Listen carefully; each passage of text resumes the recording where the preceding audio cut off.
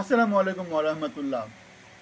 So মার্কিন president Donald Trump এবং ভারতের প্রধানমন্ত্রী নরেন্দ্র মোদীর মধ্যে যে বৈঠক তার বিস্তারিত বাংলাদেশে বা সারা পৃথিবীতে মিডিয়ার তুলনা আসা শুরু হয়েছে এবং সেখান থেকে দেখা যাচ্ছে যে প্রেসিডেন্ট ট্রাম্পকে বাংলাদেশ প্রসঙ্গে প্রশ্ন করা হলে প্রেসিডেন্ট ট্রাম্প বাংলাদেশকে ইন্ডিয়ার প্রধানমন্ত্রী মোদির কাছে ছেড়ে দেন।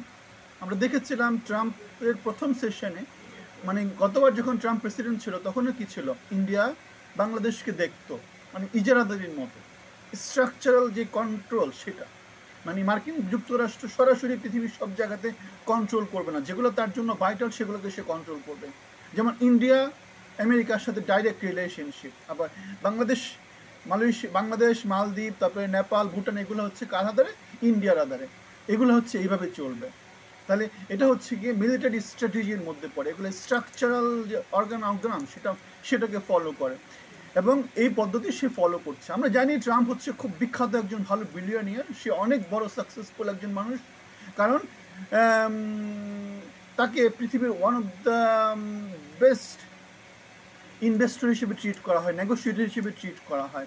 সুতরাং তার এই যে অ্যাপ্রোচ যে বাংলাদেশকে ইন্ডিয়ার হাতে ছেড়ে দেয়া, এটাকে আমরা সাধুবাদ জানাই। কারণ হচ্ছে পৃথিবীর এফিসিয়েন্সি অনেক ইম্পর্ট্যান্ট। আমরা জানি ডোনাল্ড ট্রাম্প কি করেছে, আমেরিকাতে নতুন একটা গভর্নমেন্ট ডিপার্টমেন্ট খুলেছে যেটাকে বলছে doji, department of government efficiency, effective and efficiency. বাংলাদেশের কয়জন লোক সেটা জানে আমি জানি না, বাংলাদেশ সরকার এগুলো চিন্তা করে কিনা সেটাও আমরা জানি না। আমরা যেটা দেখতে পাই, তারা যেভাবে বাংলাদেশের জনগণের উপর ব্যাট এবং ট্যাক্সের বোঝা চাপিয়ে দিচ্ছে, যেভাবে তারা কর্মকর্তা কর্মচারীদের জন্য নানা রকমের ভাতার ব্যবস্থা করতেছে, যেভাবে তারা একের পর এক মন্ত্রণালয় ঘুরে বেড়াচ্ছে, যে দান সদ্গা তারা যেভাবে করে বেড়াচ্ছে, খালের মধ্যে যেভাবে তারা কার্পেট বিছায় যাচ্ছে, 30,000 টাকার কম্বল বিতরণ করতে যেভাবে 8 লাখ টাকার বিমান ভাড়া তারা যেভাবে ব্যয় করছে, আমরা বুঝতে পারি যে বাংলাদেশ হচ্ছে একটা শ্বেতহস্তি। বাংলাদেশটা শ্বেতহস্তিটা কার? বাংলাদেশের জনগণের জন্য।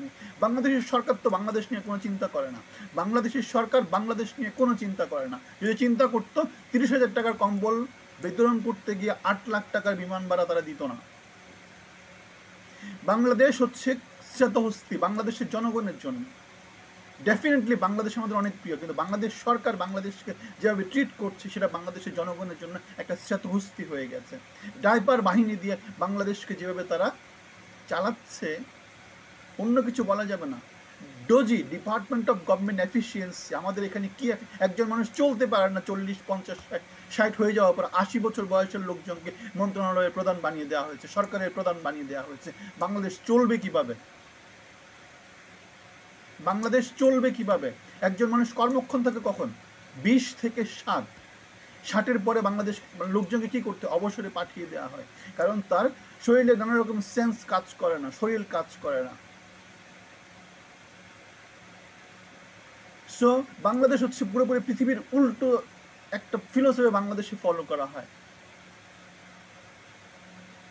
আপনারা যদি ভিন্ন মত থাকে কমেন্টে জানাবেন। সো আমরা যেটা বলছি, তাহলে মোদি কাছে বাংলাদেশকে দিয়ে দেওয়া হয়েছে ইজারা হিসাবে এবং বাংলাদেশকে এখন ইন্ডিয়া থেকে কন্ট্রোল করা হবে। অনেকে অনেক কথা বলবেন, কিন্তু সেগুলোকে পাত্তা দিতে হবে না। সত্যিকার কথা হচ্ছে গিয়ে এটা, আই উইল,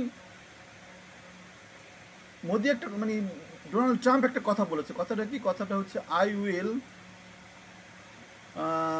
কথাটা দেখি বলে, I will leave Bangladesh to PM Modi. মানে কি? আমি বাংলাদেশ বিষয়ে জিনিসপত্র যাই কিছু আছে সব মোদির কাছে দিয়ে দিয়েছি। ক্লিয়ার অ্যান্ড সিম্পল, এর থেকে ক্লিয়ার তার কোনো কথা হতে পারে না। গত ট্রাম্প ওয়ান সেশনে একই কাজ হয়েছিল, ঠিক আছে? সো এটা ক্লিয়ার একটা ইন্ডিকেশন। আবার একটা খবর আসছে যে ইলন মাস্ক, আমি গতকালকে একটা ভিডিও করেছি যে ইলন মাস্ক আমাদের মোদির সাথে বৈঠক করেছে, ফ্যামিলি নিয়ে বৈঠক করেছে, নানা রকমের দ্বিপাক্ষিক কথাবার্তা হয়েছে। আমাদের বাংলাদেশি নিউজ আসছে ইউনুস মোদির সাথে কথা বলে, ইলন মাস্কের সাথে কথা বলেছে। ইলন মাস্ক আমি সেখানে গতকালকেই বলেছি, সেটা ব্যবসা নিয়ে, এবং আমাদের গভর্নমেন্ট ইউনুসের যে প্রেস টিম আছে তারা সেটাই পরে কনফার্ম করেছে। বাংলাদেশি বিজনেসের কিছু, বাংলাদেশের লুটপাট, ইউনুস নিজে লুটপাট করে, লুটপাট করেছে, হাসিনা লুটপাট করেছে, যার সামনে আসবে তারাও লুটপাট করবে। কেননা বাংলাদেশের জন্য সত্যিকার অর্থে কোনো কিছু করার চিন্তা ভাবনা কারো আছে বলে মনে হয় না। যদি তাই হতো তাহলে ইউনুস সুশীল যে সরকার আসছে তারা বাংলাদেশের জন্য একটা যোগ্য উপদেষ্টা পরিষদ তৈরি করত। চিটাগাং কেন্দ্রিক এই শাসন ব্যবস্থা তারা তৈরি করতো না।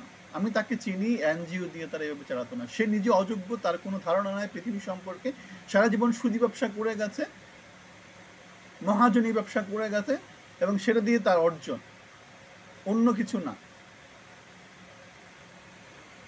ভিন্ন মত থাকলে জানাবেন।